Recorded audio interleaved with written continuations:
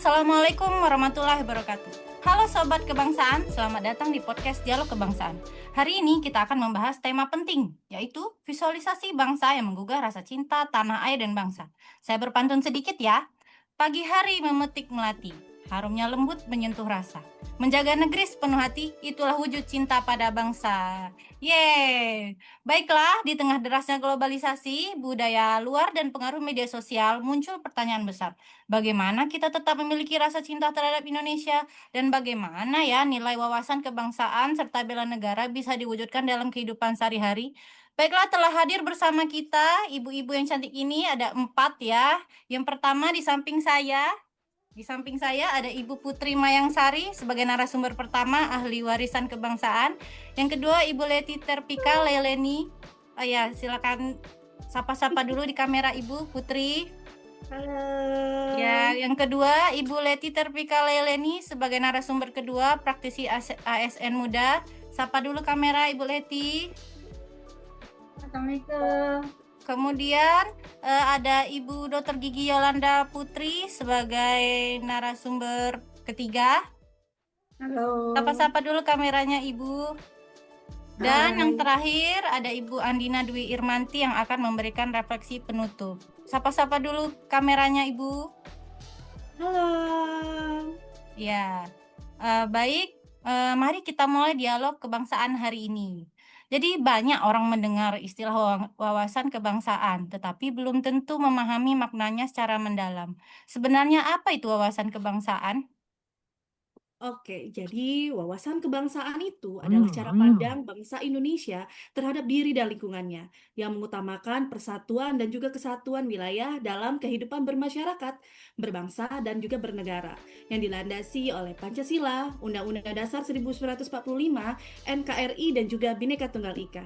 Artinya nih, jadi kita melihat Indonesia itu adalah sebagai satu kesatuan yang utuh, bukan hanya sekedar pulau-pulau, tetapi juga satu identitas bangsa. Wah, baik sekali jawaban dari Ibu Putri.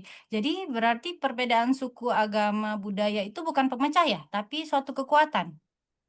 Benar sekali, jadi keberagaman itu adalah kekayaan nasional. Tantangannya adalah bagaimana keberagaman itu tetap berada dalam bingkai persatuan.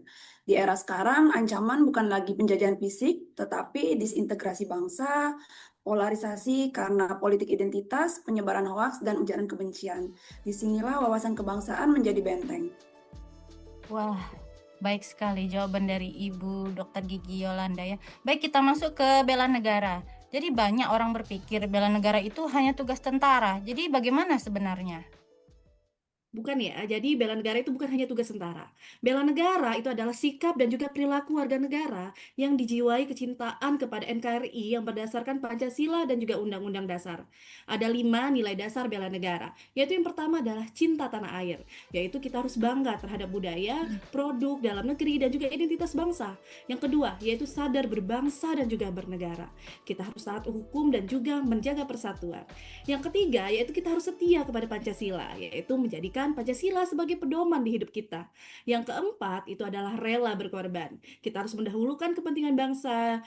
Terus yang terakhir, yaitu adalah kemampuan awal bela negara. Kita harus disiplin, tangguh, dan juga siap menghadapi ancaman. Oh, jadi kita menambah wawasan dari Ibu Putri ya. Jadi untuk ancaman sekarang bukan hanya perang ya, Bu? Benar sekali, jadi ancaman sekarang bukan hanya perang, bisa jadi berupa narkoba, radikalisme, korupsi, hingga perpecahan sosial. Oh, baik-baik. Nah, untuk sebagai ASN muda dan tenaga kesehatan, itu bagaimana kita mengimplementasi bela negara di dunia kerja ya? Sebagai tenaga kesehatan, saya melihat bela negara dari sisi ketahanan kesehatan nasional. Contohnya, memberikan pelayanan tanpa diskriminasi, tetap bertugas meskipun fasilitas terbatas, edukasi masyarakat agar mencegah penyakit, masyarakat yang sehat, bangsa yang kuat. Wah, keren sekali jawaban Ibu Betty. Kemudian bagaimana dengan peran sebagai ASN ya? Jadi ASN adalah wajah negara. Jika ASN jujur, disiplin, dan melayani dengan baik, maka kepercayaan rakyat akan meningkat. Itu bagian dari menjaga stabilitas negara.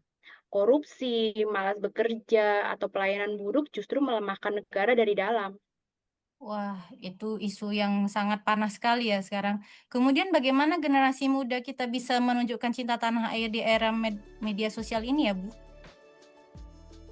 Bagi generasi muda, kita bisa membuat konten budaya Indonesia, kemudian menyaring informasi sebelum membagikan, dan juga tidak mudah terprovokasi soal isu SARA. Serta bahkan hal-hal kecil seperti bangga memakai produk lokal, melestarikan budaya dan daerah, dan bersikap sopan di media sosial adalah bentuk bela negara.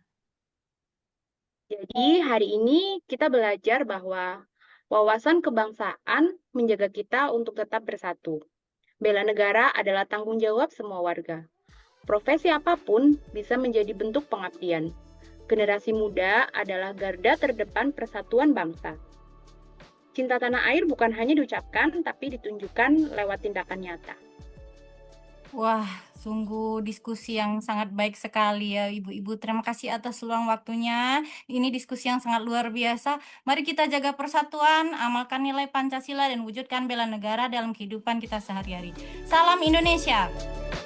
Salam Indonesia. Salam.